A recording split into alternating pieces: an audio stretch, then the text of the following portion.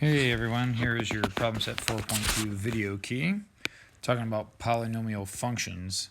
So let's talk about what that is first. A polynomial function is a bunch, or it could just be one, power functions that are being added or subtracted whose exponents are not negative integers. So they're not fractions and they're not negative. So what is a power function? I have that already written out here on the key. So a power function is a function whose base is a variable and the exponent is a number. So remember, this is called your base, this is your base, this is your base, and here's your exponent. Exponent, exponent. So the base is a variable, not the 5, sorry, the x, the x, the x, and the exponent is a number. Okay?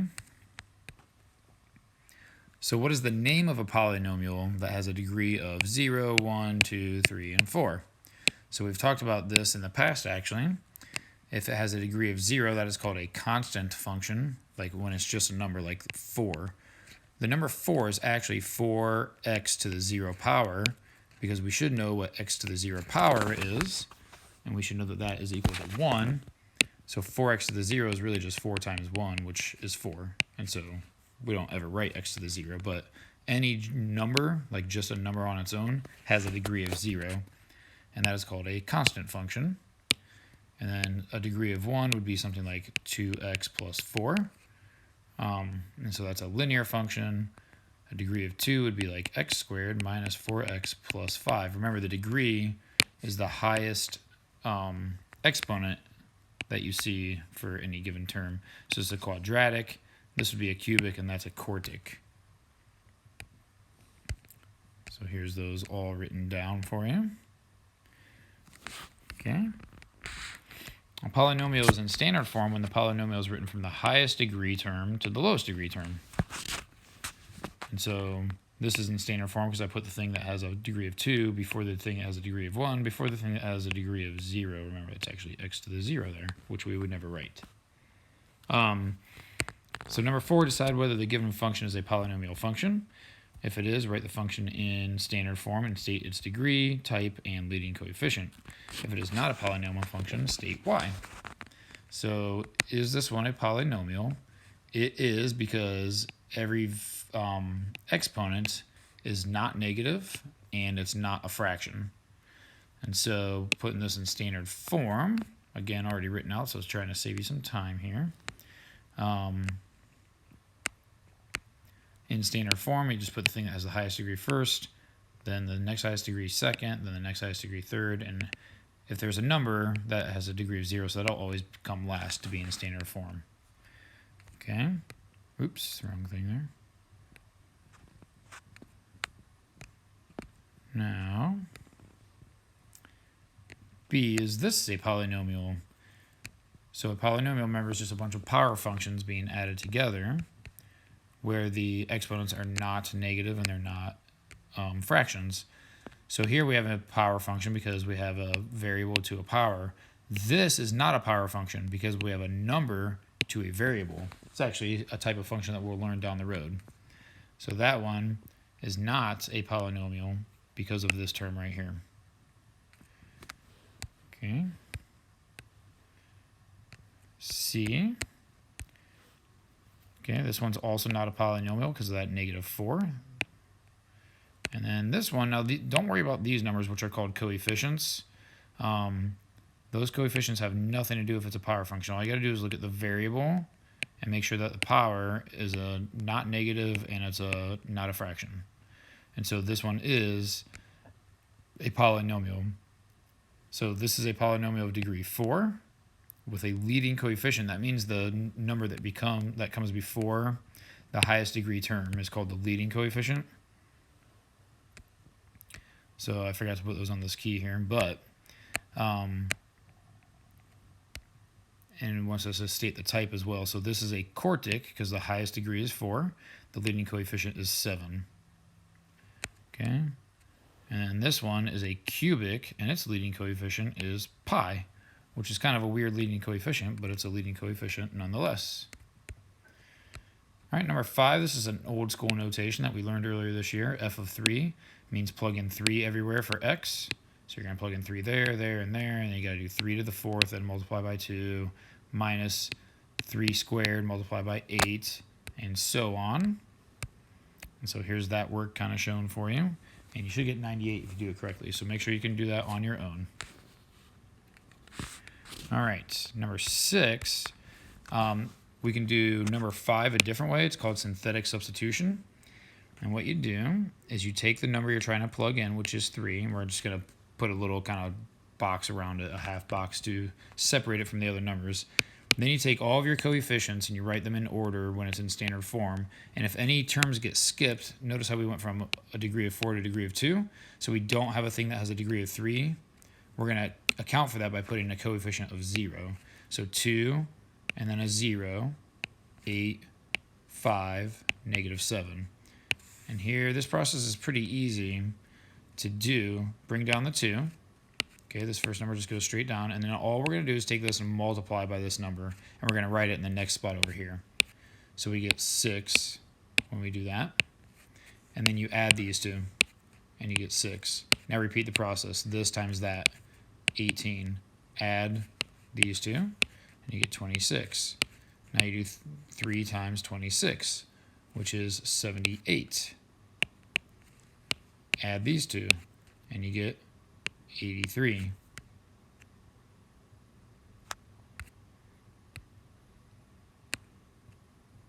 Yeah, I made a mistake somewhere. Oh, did I not write a negative? Oh my goodness. Rookie mistake. That should be a negative 8. Okay. That does not change the process. Sorry about that. But it does change some things. So that was wrong. All right. So, sorry, go back a step. Now you do 3 times 6 is 18. Add those and you get 10. Now you do 3 times 10 and you get 30. Add those and you get 35. 3 times 35 is 105. And then you add these and you get 98. So this final number is the answer you get when you plug 3 into this. If you look back at our key, this is what I got. I got 98 here and I get 98 here. Okay.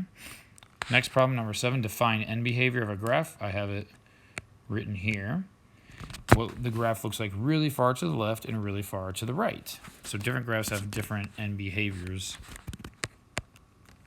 So it says, what number does x approach when looking at the end behavior of a graph?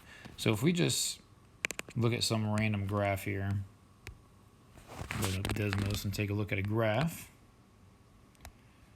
So like x squared, we'll just keep it simple. But if we're looking really far to the right, that's like way over here. Okay, so if I keep moving to the right and to the right and to the right, now as I zoom out, well, maybe zooming out is not the best, but if I keep moving it to the right, I got to keep looking higher to see the graph.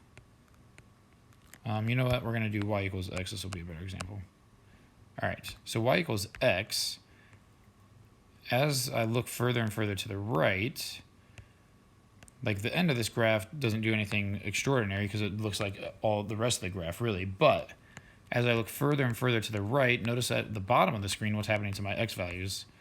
They get bigger and bigger and bigger, and they're going to get bigger and bigger forever. So to look really far to the right of a graph means to look as x approaches infinity.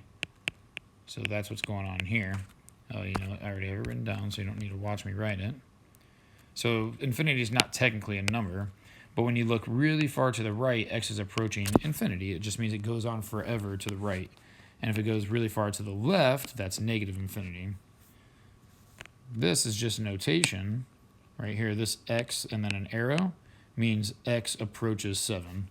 So we could say x approaches infinity, and that just means really far to the right, that notation.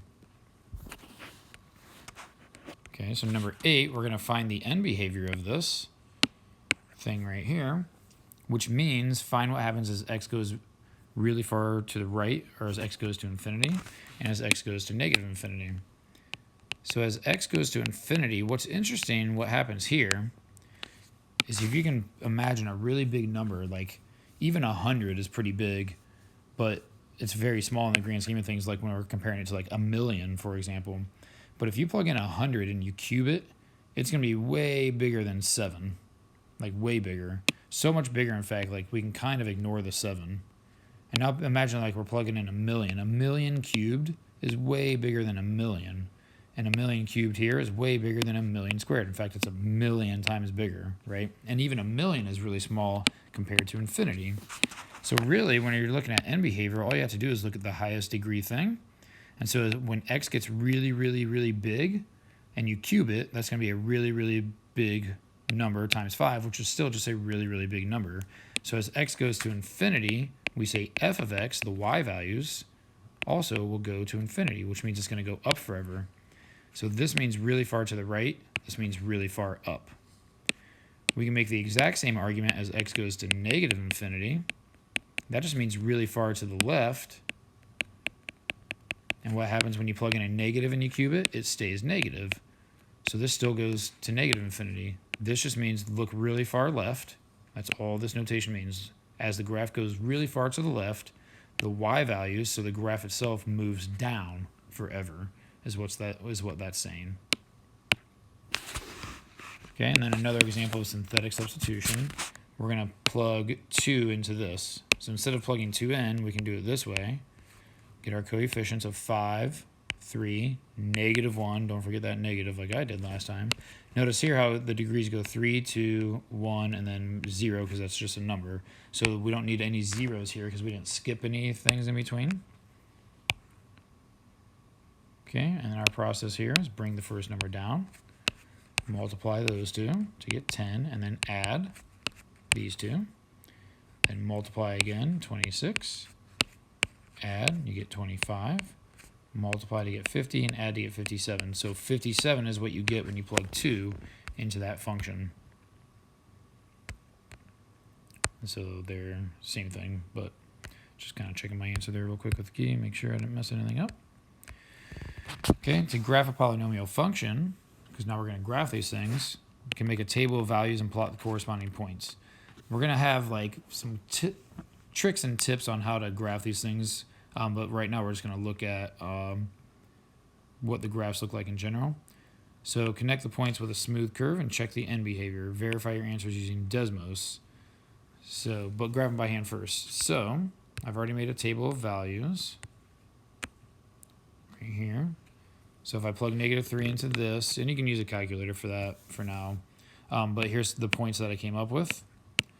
Okay, and so here I've plotted all those points here. I didn't plot 332 because it's way up here off the grid. And then I connected all those points with a smooth curve and got that. Okay, so that was for a cubic function. So all cubics, most cubics in general, have this kind of shape that we call an S-curve. Over here we have a quartic.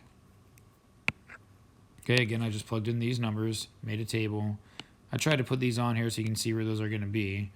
But this graph goes up like this, down, back up, and then down one more time. So it's kind of an M shape, or it could be a W. Remember what this negative does to graphs? It flips everything upside down. So if this negative wasn't here, this graph would look something like this. And that's where it would be a W shape. Okay? This one had a positive number before it, so it looks like this. If there was a negative before it, it would start by going down, up, and then end by going down. Okay, and that's stuff we did about transformations. And so some quick notes about the graphs of polynomials. One thing is you can look at end behavior. Notice how here, when it was a cubic, one side goes down forever, one side goes up forever. When it was a quartic, both ends went the same direction. And so that's going to be true for all odd degree polynomials. If it's x, x cubed, x to the 5th, or anything like that, the end behavior will be opposite. One side goes down, one side goes up. Now it could go up on this side like this. So it could look something like that. So it goes down over here, but up over there. Okay, but for sure they're going to be opposite. And then if it's an even degree, like x squared, x to the 4th, x to the 6th, then the end behavior is the same. Again, here they both go down, but it could go up like this. Okay? And then the other major characteristic of these things is notice how many humps we call these things has. So a cubic, this cubic, not all cubics, but this cubic has 2 humps, and the degree is 3. This quartic has, I'll zoom in here, we have 1, 2, 3 humps. And so in general, the maximum number of humps you can have is one less than the degree. So if it's a cubic, it could have 2 humps. It could have 1 hump. It won't have 0 humps. It could have 0 humps for a cubic. And it actually couldn't have just 1 hump, because if it had 1 hump, then it would look something like this, and then our end behaviors would be the same. But remember, for an odd degree, end behaviors have to be opposite. So these are just some characteristics to remember that will help you understand what a graph will look like without even actually like plotting a bunch of points like this. And that is it for now.